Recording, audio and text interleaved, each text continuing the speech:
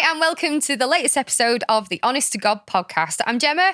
And I'm Claire. And this episode, we're going to be talking about going sober. So if you're sober curious, or maybe you like a drink and you've maybe wondered what it'd be like to not like a drink, then you need to listen to this episode. Okay, and don't forget our new feature, Gobbing Off, where we have Gemma or myself or maybe you gobbing off about something that really gets on your nerves.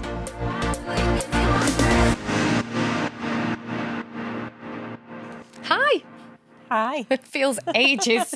That felt weird and awkward, but it also feels ages since we've done this, just the two of us. Yeah. We've had some amazing guests. And actually, I'd like to take this opportunity to reintroduce ourselves because on the back of this podcast, we are actually going to pull our finger out and market this podcast properly. Because we're going to do a strategy day, aren't we? Yes. So I thought this would be a good point to reintroduce ourselves. So I'm putting you on the spot here. What's your name and where'd you come from? Oh, my name's Claire. I'm from Liverpool. My name is Claire Morton and I am a high performance coach and meditation teacher and also podcaster with you. Yeah, with me. We've just been discussing as well that this podcast is in its first birthday. Yeah, we think so. It's been about a we think year. it is. We need to check the dates. And yes, we really want to be able to get out there to more people, to help more people, and to be able to sell ourselves. Yeah. Because that was something that we are going to talk about at some point. Yeah, we are indeed. So my name's Gemma. You didn't say, how old are you, by the way? I can't remember. I am 45. Why did you have to ask me that? Thanks, hon. Because I was about to say mine and then I thought, you didn't say that. How many kids have you got? I've got 3 children. I've got Ellie, who's 23. She's my stepdaughter, but her class there is mine. She's a little angel. And Josh and Daniela, they're 11 and 13. And my 2 dogs, Levi and Nuka, who are huskies, who are crazy. And I live in Knowsley Village. In Liverpool. In Liverpool. Thanks. Yeah. Thanks very much. And how about you? So- Who are you, like? I'm Gemma Ray. I am 39, nearly 40, and not going mental about it, which I always thought I would be about this point in my life, which is nice. Married to Sean, who's insane in a great way. Yes. Blake, my little boy, he's 10, nearly 11. And I am the head of creative for a nutrition, fitness and mindset company called Body Smart, but I also write books on the side as well. And I'm a chronic oversharer, hence the title of this podcast, Honest to Gob. It's all about being honest. It's all about having those conversations that you think only you have in your own head, but we have them together. And we say them. We say them out loud. And we, like I say, we wanted to have we had a bit of a strategy day, didn't we? We did. Well, It we was had big 2 plans. weeks ago and we had big plans, didn't we? Yeah, big plans for a strategy day. And you then, were tired. well, one of the What things was that you came round and we had a brew and we had a discussion because we planned this whole day. We were going to go to the gym, we were going to work out, do the sauna, get some lunch, and then plan out Honest to God podcast for the next 12 months. And unfortunately, that didn't happen. But one thing you did come round anyway. We had a brew and we discussed some things. And I said I wanted to do something like a bit of a feature every week called Gobbing Off, because this is called Honest to Gob. I wanted us to be able to gob off about something. And so I've got the first one for this episode, which links into why we didn't do the strategy day. And my thing I would like to gob off about this week. Come on, gob it off. Come on, give us it. Women listening, please check your boobs. We are recording this in October. It's Breast Cancer Awareness Month. And I've got no figures on this. I'm just speculating, but I'm guessing that this is probably the month when women might check. And then I'm guessing that other months they might not. And I'm one of those people, I'm guilty of that. So what happened for me working for Body Smart, we only coach women. So, right, it's Breast Cancer Awareness Month. Let's go and do some content on how to check your breasts. So in this role that I'm in, we do our due diligence, we check the science, we check the facts. So I did a lot of research around how best to check your boobs. And actually there's lots of different ways that I didn't know about. So I collated all of this information into one infographic and I'll put it in the show notes so that people can see. Yeah. And one of the ways that I learned how to test and check your boobs was to look in the mirror. And I've never done this before. And it was to look in the mirror and put like one arm up and look straight on and then look to the side, and then look to the other side, checking your boob as you move. Then the other arm, same again, and then both arms and do the same thing. And when I did this, two things happened for me. On my left boob, I ended up with a line, for those listening audio only, from the bottom of my boob on the left-hand side up towards my nipple, there was a line. Like a crease. Like a crease. And at first I thought it was a line from my bra. I thought it was the crease in the line from my bra. So I waited and then checked again. And then I checked again the next day, first thing in the morning. And this line and this crease was still there. And I thought, right, okay. And that was one of the things that had been picked up, because if the skin is puckered, sometimes that can mean that there's something inside that's pulling that skin, and that's why you end up with a line. And then the other thing that happened, because I've lost a lot of weight, I noticed when I was looking in the mirror, because I've lost loads of weight, I've still got big boobs, but Jesus Christ, they are almost to my fucking pubic bone now. And so I couldn't feel, there was this lump that I couldn't feel when I'm sitting and checking my boobs. But as I stood looking in the mirror, there was quite clearly a lump on the left-hand side. So I was like, right, okay.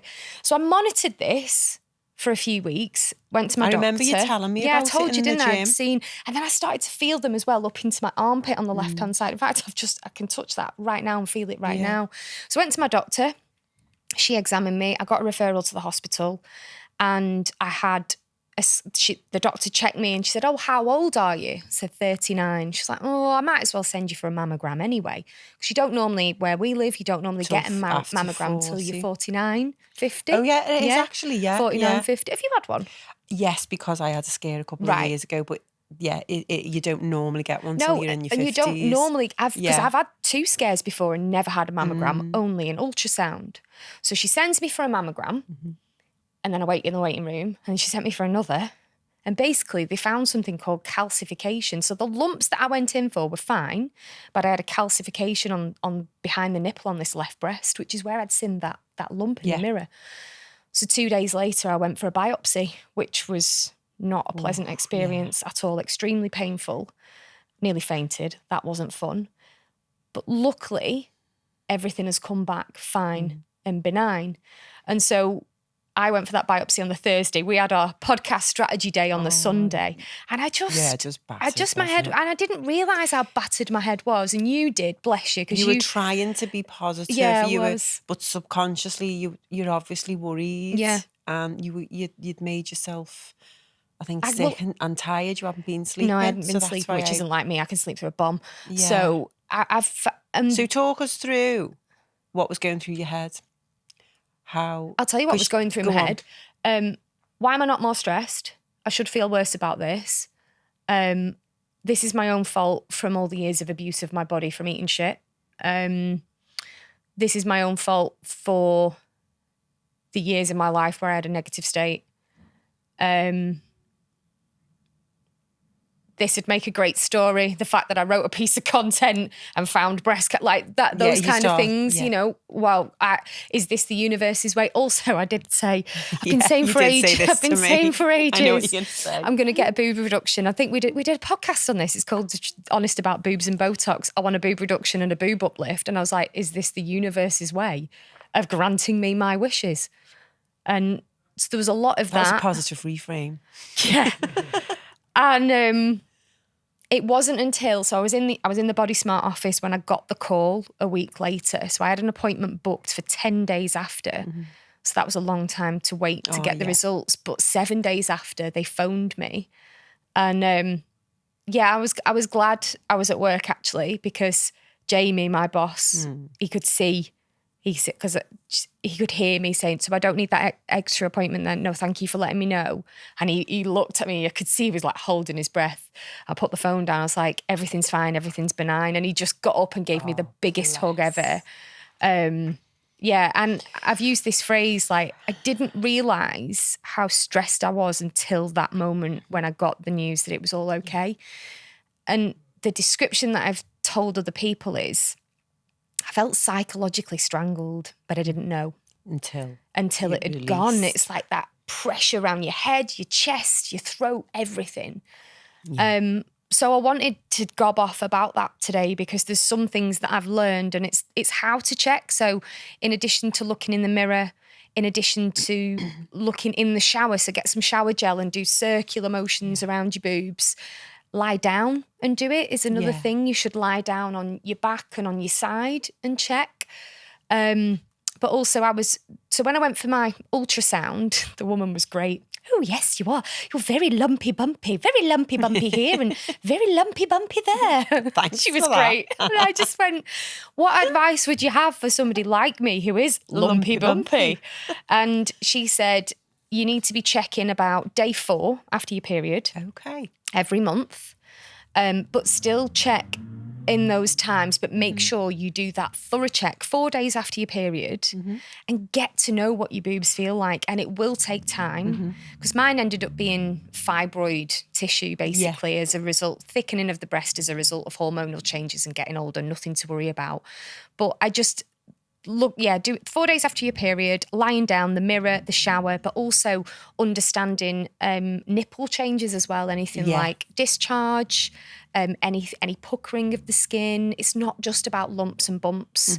So I will put links in our show notes to different ways that you can check yourself. That's what I wanted to gob off about this week. Please, please, please, that check could save your life, because the one thing they did say to me as I left that biopsy was, if it is positive, it's very, very early stages. And that gave me a lot of comfort to know that it had been checked. Also, they left a little titanium clip in me. That's right, yes, so to detect in the future, they know where they've looked and they can check that area. And also a positive from this is I will be checked more often now as well. So lots of positives from a really stressful, upsetting experience.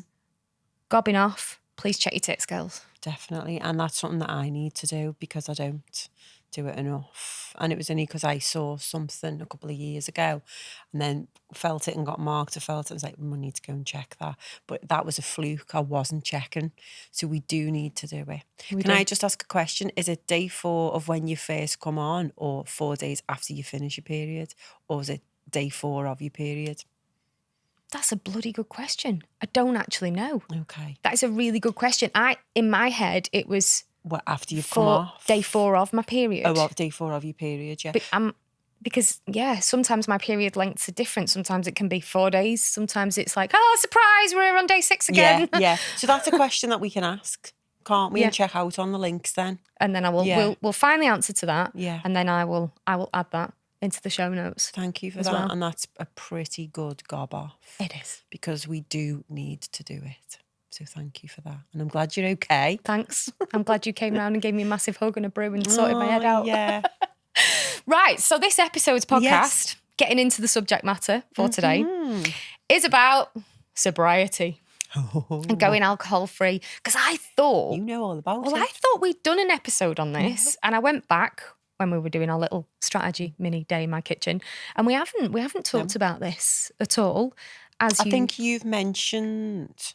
I've mentioned giving up booze, in small bits about it, but it's a big journey that you've been on. And I think a lot of people are starting to wake up to maybe the idea of sobriety. And I had a little bit of a stint of it inspired by you. So yeah, I think it's a much needed topic that we should talk about. Well, it is October. Yeah. And Sober October is a thing. I can't remember, was it Macmillan who started this off a few years ago, which is...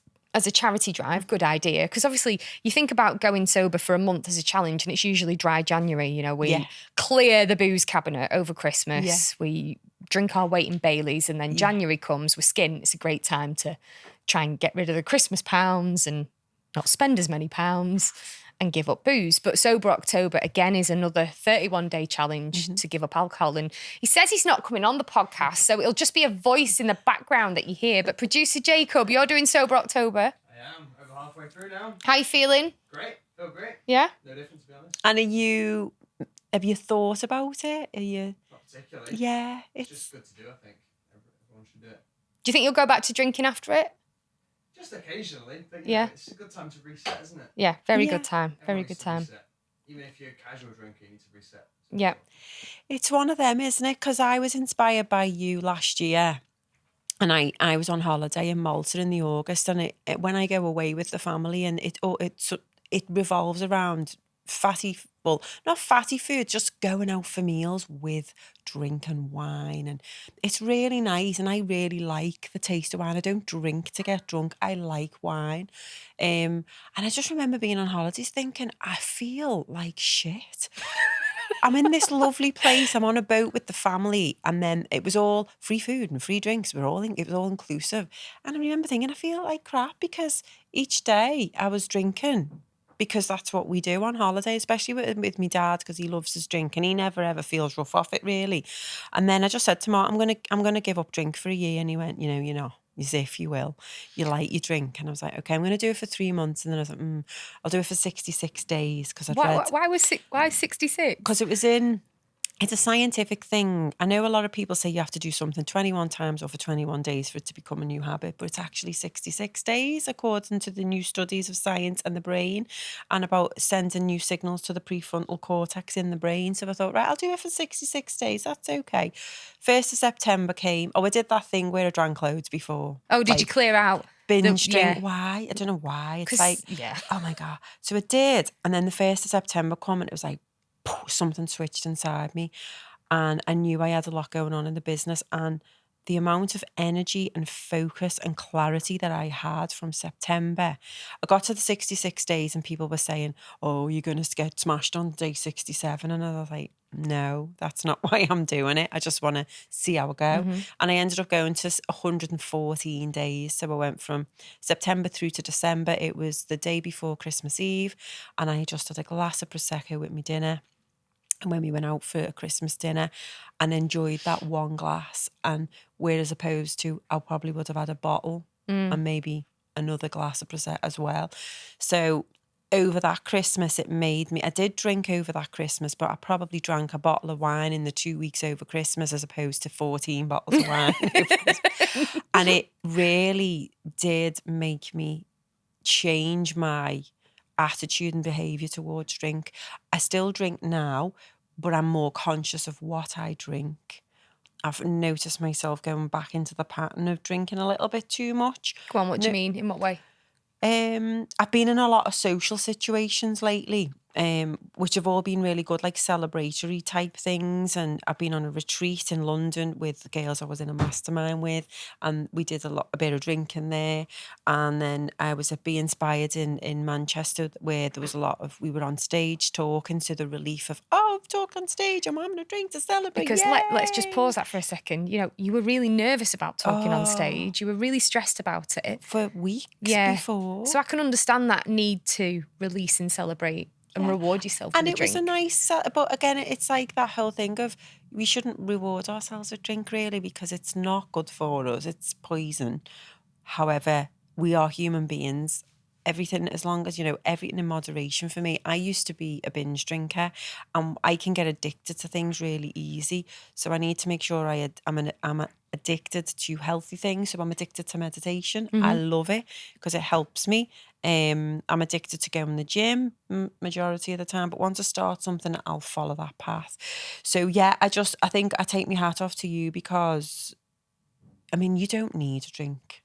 Anyway, I'm a dick. You don't I do not need any alcohol. I always remember you said to me, I'm already a knobhead. So alcohol just heightens me knobheadness.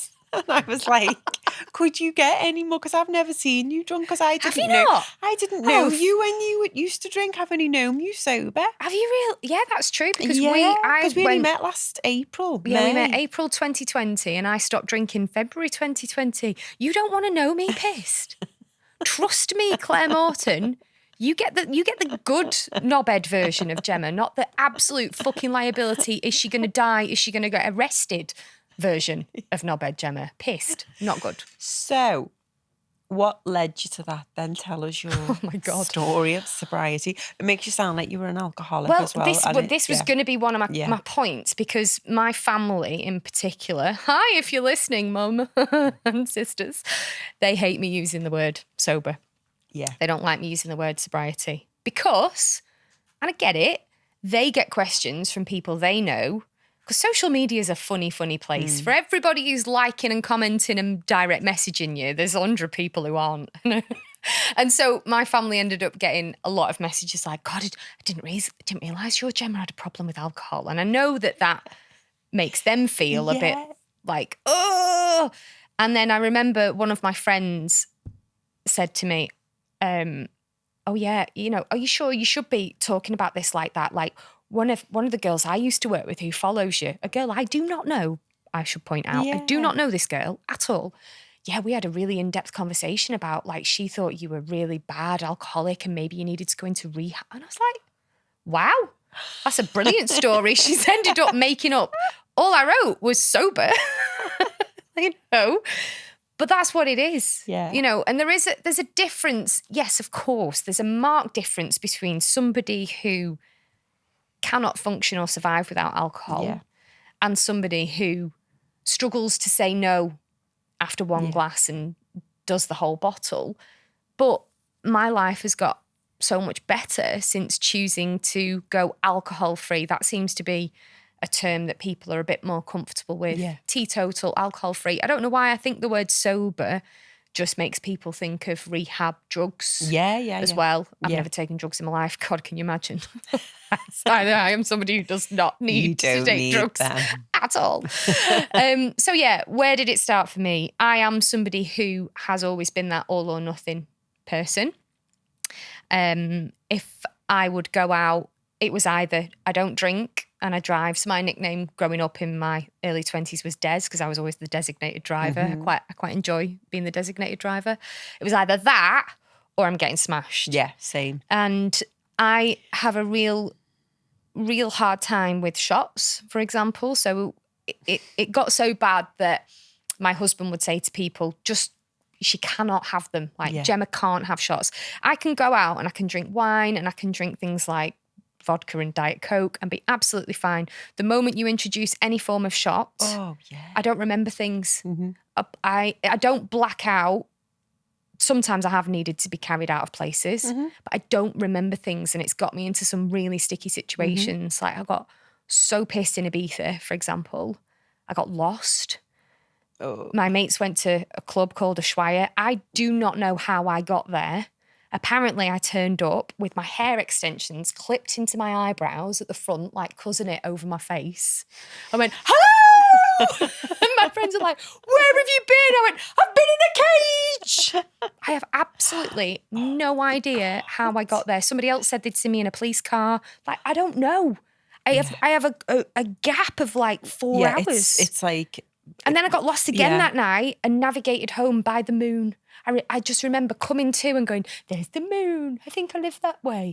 And I was covered in scratches. I'd walked through bushes and all sorts. And and that was because I smuggled 2 bottles of vodka in my knickers onto a boat party, sat in the toilets and smashed it all in. And because the drinks were expensive in the club, so I wanted to be pissed before I got there. And that's one of many, many, many occasions. But the occasion that made me kind of go, I think I need to do something different. We were away for my mum's birthday and the children were with us. So my son, Blake, who's 10, was with me. I got so drunk on that first night because planning this 60th surprise for my mum was quite stressful. So, of course, we get there and it's the relief of, she knows now, the surprise is over. We don't have to hold our tongue. Here, where's the Prosecco? And by 6 o'clock on that first evening, I was so drunk that my dad was feeding me my dinner and I was loud, apparently, and calling my dad the C word in front of the children. Like, that's just, it's not big. It's not clever. It's pretty horrible. And see you next Tuesday. Exactly. I have no recollection of that evening at all.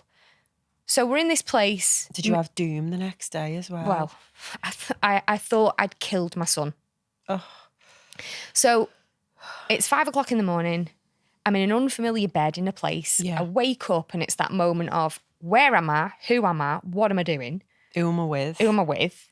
So I woke up. It's the day of eternal thirst. You've dreamt about drinking. Dreamt about, And my first thought was, where's Blake?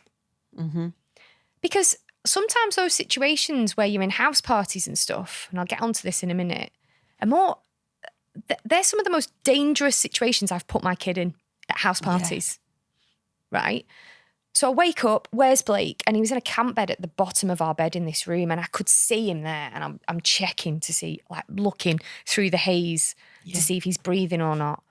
And there was a bit of light from the hall on his bed, and I went over, and his bed covers and his face was covered in blood. And I was like, Blake, shook him, and he kind of woke up, and instantly, you know, the relief, because at the same time I was trying to wake him up, I'm trying to replay everything. My brain is scanning for the things that had happened the night before. And in my head, I'm going, I've killed him. Oh my God, I've killed my son. I've killed my son. And I leant over, I was like, Blake, are you okay? What's happened? Oh, what? I was like, you're bleeding. He said, oh, I had a nosebleed. I said, oh, babe, why didn't you wake me up? He went, I tried. And it was that. Those two words, I tried, was the moment where I'll probably get emotional talking about this. Like, I have really failed my kid at that point. And I found a picture actually the other day of the bathroom, the way that the bathroom had been left, and it looked like a murder scene. So he'd obviously gone and bled over the sink and then took himself off to bed. And the next evening I went to bed early with the children and I was Googling and I was looking for something and a challenge, and I did something first called 75 Hard. Yeah. And I started it when I got home. Wouldn't recommend it, wouldn't do it again. But one of the things of 75 Hard, this 75-day challenge, was you did particular actions every single day, including 2 workouts, drinking water, picking a diet and sticking to it. And one of the things was giving up alcohol. And I thought, right, I'm going to do this. So this was November, and my 75 days crossed over Christmas and my birthday and New Year. And that was really difficult, watching my family drink on Christmas Day in particular. You know, my sister is the hostess with the mostess. She does the most incredible Christmas gatherings. And it was, everybody's on the Baileys and ice. That's Christmas in a glass for me. That's Christmas Day in a glass. Avocar, that reminds me of my childhood, you know, having a cheeky little snowball and singing carols under the tree on Christmas Eve. And I really felt like I was missing out. So the middle of January came, and that was my 75 Hard end date. And to celebrate, me and Sean went to a beautiful spa, Ribby Hall. Oh, it's lovely there. And I got smashed. Were you in our bed? Yeah, because we were going to this spa. You know, I'd promised him a weekend of sexy time, and yeah, he didn't. He got a weekend of me being a starfish, like snoring and dribbling next to him. There ain't no sexy time going on there because I was too pissed. Yeah.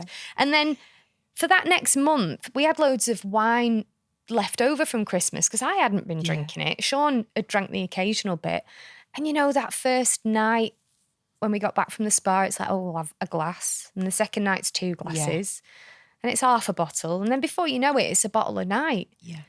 And then we went to Barcelona with my running team. I should point out I don't run.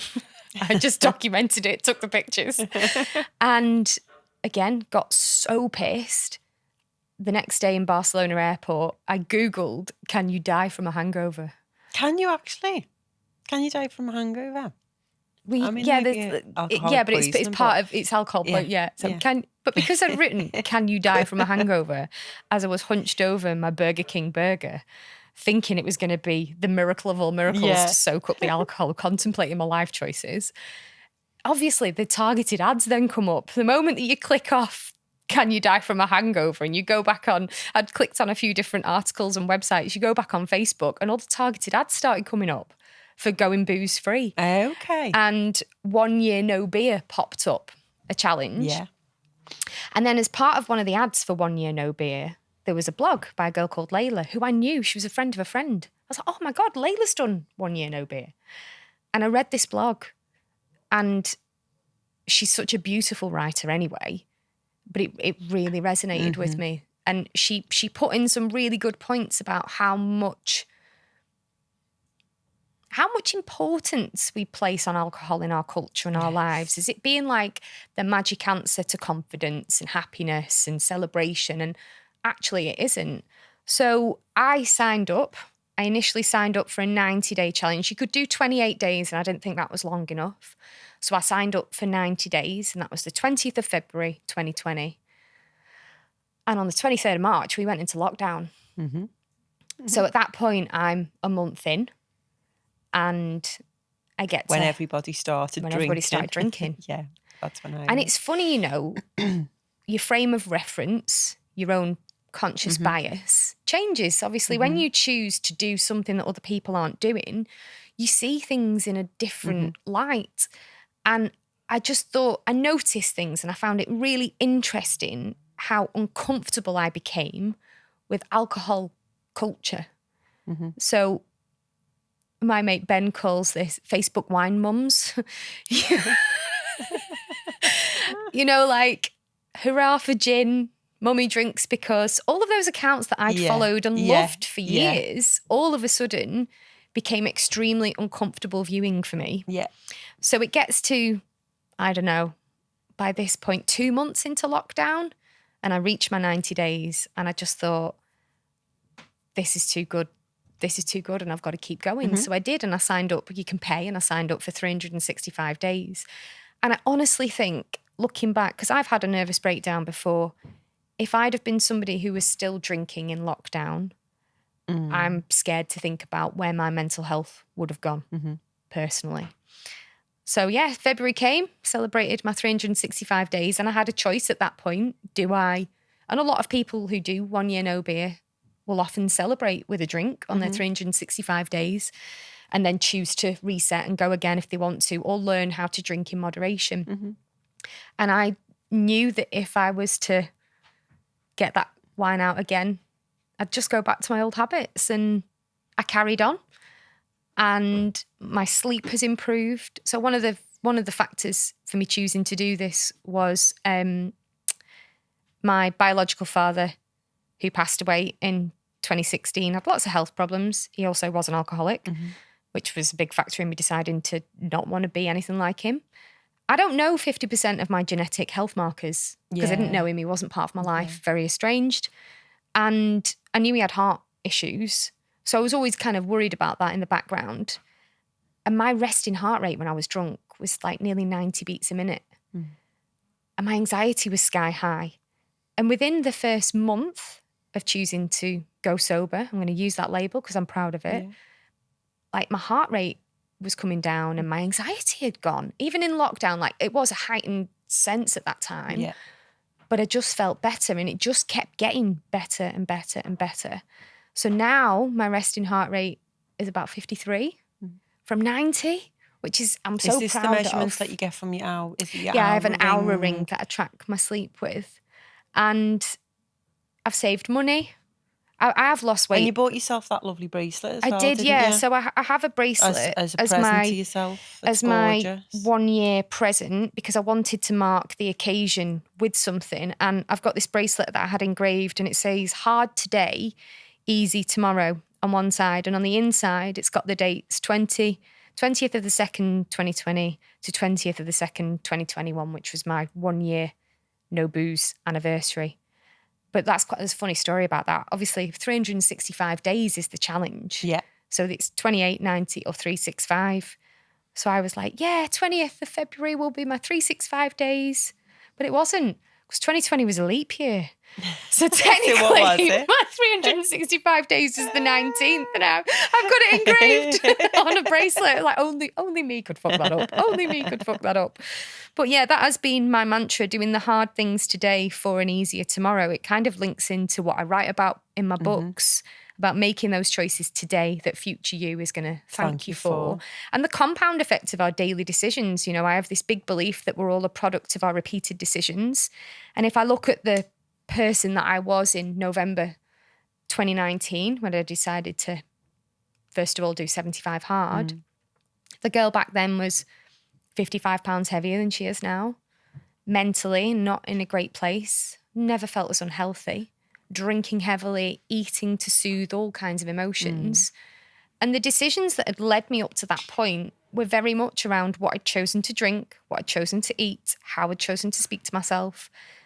And it's nearly 2 years now, the last nearly 2 years have been about unpicking all of those and reworking things one decision at a time. And building just the small little steps in the habits and learning again along the way, because you keep looking back at what you've done. You're good at tracking stuff, aren't you? I'm such an anal tracker. You are an anal tracker, which is lovely. It's great because that's obviously how you've got to where you are. That's like nearly 2 years ago. You're like a completely different person, even though Gemma's still there. But still a knobhead. Still a knobhead, but a nice knobhead. I didn't know you when you were a drunk knobhead, but I probably would have been the knobhead with you.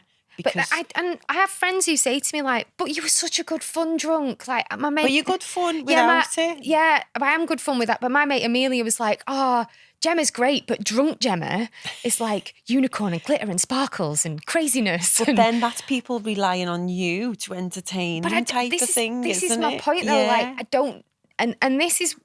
So I'm part of a few different groups about sobriety, and I want to give a shout out to Over the Influence, which is a podcast. Mm-hmm. Shazza, Ben and Freddie, the 3 hosts of the Over the Influence podcast. It's the most popular alcohol-free podcast in the world. They do amazingly well. If you're ever sober curious, give them a listen because they're fantastic. And recently they created a community because they believe that giving up something that's so ingrained in our culture is incredly hard. Like you tell people, "Oh, I'm giving up Diet Coke." Nobody goes and makes you feel shit for it. Yeah. The minute you tell people you're giving up alcohol, it makes them feel like they're wrong for drinking. Yeah. And I you really, don't want that. no, I really, really want to stress that. And I write this on my post when I talk about sobriety. I'm not right for not drinking, just like you're not wrong for drinking. You have got to find what works for you. Absolutely, yeah. But and that's why, producer Jacob going sober for October, brilliant. Give yourself that opportunity and that space to see what life is like without it.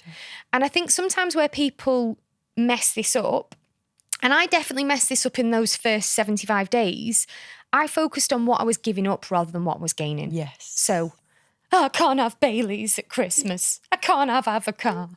I can't have red wine around a fire. Oh, woe is me, so terrible. Whereas now I can reflect and go, oh, hang on a minute. I've got the whole day tomorrow without hangover. I've got better sleep. Oh my God, the sleep is beautiful. People get this wrong. They think you need a drink to set you off and give you a good sleep. No. It's all to do with your heart rate. It's all to do with different factors of your body trying to process that alcohol while you're sleeping. When you give up booze, the sleep is deep and beautiful and glorious. And natural. And you don't wake up with anxiety. It's marvellous. It's wonderful. So there's that. That's a positive. My skin, hair and nails have never been better. I mean, for those people watching us on video, like my nails used to break constantly. I don't have to get them done anymore. Yeah. They grow and they're really long. And I think that's a product of the healthy lifestyle and giving up booze. But also another way I think that people try and fail at this sobriety, or it feels a bit miserable, and I see this a lot in these communities, is they feel like they're missing out on socialising. And I want to be the beacon and voice for this because they're not. And I jump on some of the calls on Over the Influence in the community where people on a Saturday morning, Shazza hosts a little Zoom call. I love the name of Shazza. Sharon Hartley. She's amazing. Shazza. But she hosts this Zoom thing on a Saturday morning where people will set their intentions for the weekend because the weekend is the hardest part for people. Yeah. And I find it interesting listening to those people the sober people who are worried about those who are drunk. They're worried about going out and not fitting in. And I sometimes think that if you are giving up booze and you go into those situations with a bit of a face on, because you can't possibly dance when your mates are dancing, you can't possibly have a good time without a drink. If you tell yourself that before you go, you're going to have a shit time and you're going to be the boring mate in the corner and they are going to stop inviting you out. And I think when you're sober, actually, it is the perfect time to go and dance and see how you actually feel enjoying yourself without alcohol, because everybody else is pissed anyway. If you want to get up and throw some shapes, do a fucking Michael Flatley Irish jig, do the splits, whatever, nobody's going to give a shit. Nobody's going to remember, but they're not going to give a shit because they're pissed anyway. So we had a works night out last month and I had 7 pints of water. So I saw your Insta stories with your dance. I danced like a stripper all night. And Megan, who I work with, was like, how are you doing this? And I'm like, in the same way that you're doing it, it's just I'm feeling all of it kind of thing. Yeah. And I wish I could give people a glimpse of how it feels in that moment when you reach that point where if you can't beat them, join them. Mm-hmm. And you don't need alcohol as a magic dancing pill. You don't need alcohol as a magic way to start conversations. And I know that's easy for me to say as somebody who is naturally outgoing and extrovert, but I just wish people could see how amazing it can feel without the clutches of that feeling like they can't do it without it. Totally. I know when I did it, I felt, it was funny, I felt free. I felt like because I used to plan my weekends around if I had a hangover or not. Mm-hmm. And I'd be, okay, well, I'm going out Friday, so I won't promise to take the kids out because I might have a hangover and we'll just have a movie day. And when I started doing it and came off alcohol, I look back, I was like, I feel free because I'm not planning my weekends around being tired and hungover. I'm actually getting out and doing stuff. I'm creating more stuff with work. I'm speaking to more people. I feel so much better and you feel free. And it's like people's lives revolve around it. And again, it's a cultural thing. It's society thinking, well, you know, we drink when it's sunny. We drink when it's cold. We drink when someone dies. We drink when it's someone's birthday. We drink when when there's a baby born to wet the baby's head. We drink when we feel great. We drink when we feel bad. And that's what we do. So when you step out of that, even for a month or a few months, you start to realise, wow, I really don't need that. And I don't need that to be confident. I think a lot of people do drink, though, to numb the mind because we've got so many people so stressed right now, even more so now more than ever, that I know a lot of my friends and a lot of my clients have a drink because they think that's their relaxation. That's how they relax and say, but it is actually, for some people it is. If you think about it, my sister's one of these. So my sister has a glass of wine every night. Yeah. And is happy about that. It's part of her routine. Yeah. And she's not wrong for doing that. But my point is that's her, in the same way that you will probably wind down by meditating, she winds down by drinking a glass of wine. And a glass of wine is okay, though, isn't it? It's not a bottle, no, is it? And I'm really conscious about not being evangelical about this. Because I would love... I now truly, truly believe to my core, nothing good comes of it. I can say that quite confidently. There is absolutely no fucking point in drinking. It's excess calories that your body can't produce. Makes you feel like shit the next day. It makes you sleep shit.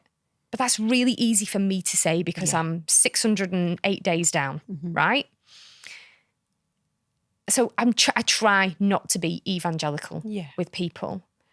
But alcohol is so ingrained in who we are as people, how we interact. Like you just said then, you know, I did my first sober wake after a funeral and just sat back looking around like, this is actually so hard to watch how people are dealing with their grief right now. I don't even think it stops at alcohol as well, because I think alcohol brings on the other stuff as well, like cocaine and all the other drugs and stuff. See, I've not had experience of that, but I know people who have, and sometimes they'll say it's like the gateway. Alcohol is the gateway to other things. But it's the same with any addiction. So, and I'm not saying that everyone who drinks is an addict, but it's like drinking, addictions with drugs, whether it's cocaine, ecstasy, even porn, gambling. It's all smoking weed. But you know, it's funny as well the way you look at some generations and the older generations, and even my generation. I've got some friends who are quite judgmental, who are big drinkers, but are judgmental on people who smoke cannabis or take cannabis or maybe microdose on mushrooms, when there's probably less harm in that than there is in alcohol. But we're conditioned that alcohol's okay. We were driving along the road the other day and my 10-year-old son, because he knows obviously mum doesn't drink anymore, we drove past a petrol station and he went, "What's the point of that sign?" And I went, "What?" and it said, "We sell alcohol 24 hours a day." Right? I love it. So we stopped and I took a picture of it and I changed the banner to, "We sell custard creams 24 hours a day. We sell Superflow tampons 24 hours a day. We sell turkey Twizzlers 24 hours a day." Because let's think of the meaning behind that banner. Yeah. That banner is basically saying, you need your fix. We got it here. Come in and for you, yeah. Like, you wouldn't fucking write anything else on a sign. Custard cream, like. Actually, I would go out for custard creams at 2 o'clock in the morning. I just love the fact that my son at 10 was able to spot that and go, he saw that "What's the point of that?" Eyes. That's why he's just questioned. Whereas some of us would just go, "Oh, great, I know where to go when I need more Actually, ale." why doesn't it say, "We sell petrol 24 hours a day"? It's a petrol station. It blew my brain. He is so right. Yeah. But to kind of wrap this up, this is a story about when you've chosen periods of time to be sober curious. Yeah. And this is about me who's currently sober. I can't see myself drinking ever again. I can't see any. You don't miss it. I can't see any reason for it. If you are somebody listening and you are struggling with alcohol, obviously there is the 12-step program, Alcoholics Anonymous. You don't have to go in person. You can do those meetings online. There's lots and lots of resources and support available. Over the Influence podcast and the website. I like the sound of that. It's good for. It's a good listen. You should. They get some great guests on as well. I like Shazza. Shazza's awesome. 1 year no beer. Now 1 year no beer. You really rated that. I did. Yeah. But if you are somebody who does. If you know deep down that you maybe rely on alcohol a little bit too much, the 1 year no beer community also moderates. It's about learning. It's learning about how to reassess your own personal relationship with alcohol. And moderation is part of that. And for some people, like some people who post on that group, they genuinely probably need the help of their doctor. They probably need to go to rehab, not being a part of a community where people are posting about moderating. So I would say that. Yeah. And anybody listening in Liverpool, Merseyside, the northwest of the UK, there are 3 guys local to us who have started this thing called Break Free. A local DJ, Lee Butler, and 2 of his friends have started doing that. And they host support groups and that's actually a really, really nice safe space if you are in this area where you can meet in person and get some support. Or just follow Lee on social media. He does these things on Sunday where he talks about his recovery from drugs and alcohol. Amazing journey, that one. And it's really good because he's so open and honest about that beast on our shoulder chatting to us about just have one. Go on, just have one. No. And there's one more person who's really cool to follow. Millie Gooch, she's just turned 30. She turned her back on alcohol, I think, when she was about 25. And she wrote a book called The Sober Girl Society. So she's got the Sober Girl's Handbook. She's a really good person to follow online too. And on that, again. Thank you for sharing. Yeah, I'm not right. I'm not right for not drinking. Just like anybody else is not wrong for drinking. So if you've got any questions, please do get in touch with us. I'm more than happy to share my journey, my recommendations, alcohol-free products that I've tried that make you feel like you're still part of the crew without missing out. But yes, thank you very much for sharing as well for your journey too. Thank you, Jen. And before we wrap it up, I also wanted to introduce something called Pay the Mortgage. Okay. Because we've got to pay the mortgage. Yes. Can you please tell people about your meditation course? Yes. Because you've got to pay the mortgage. I've got to pay the mortgage, yeah. But also, I know that you can also massively help people with this. Yeah. So modern meditation, I teach people how to meditate in a modern way. You don't have to be a monk and you don't have to sit on top of a mountain and hug trees. You can just learn my technique And if you want to know more, then please follow me on Instagram at The Purpose Pusher, or I'm on Facebook, Claire Morton, or thepurpose-pusher.com. I have a free meditation masterclass that is been made by the great Jacob here. That's a video series. It's got all of the science and the woo on meditation and how we can change our lives through it. And obviously I do in person, so online and in person, and coaching. I always like to promote meditation and going within, because everything that we have is already inside. Thank you very much. Thank you. And I'm Gemma, and I write books on self-discipline and stopping procrastinating. You can get those from Amazon. You just need to search my name, Gemma Ray, and you can find me at gemmaray.com. And if you have been listening and you do have a gob off, if you want to gob off about something, if you follow us on Instagram, we are at Honest to Gob Pod. Send us a DM with a voice note of what you want to gob off about, and we might just play it on one of our future episodes. That would be ace. Brilliant. There's so many people that are going to want to gob off. So yeah, send us your gob offs. And we'll thanks for listening. We'll see you next time.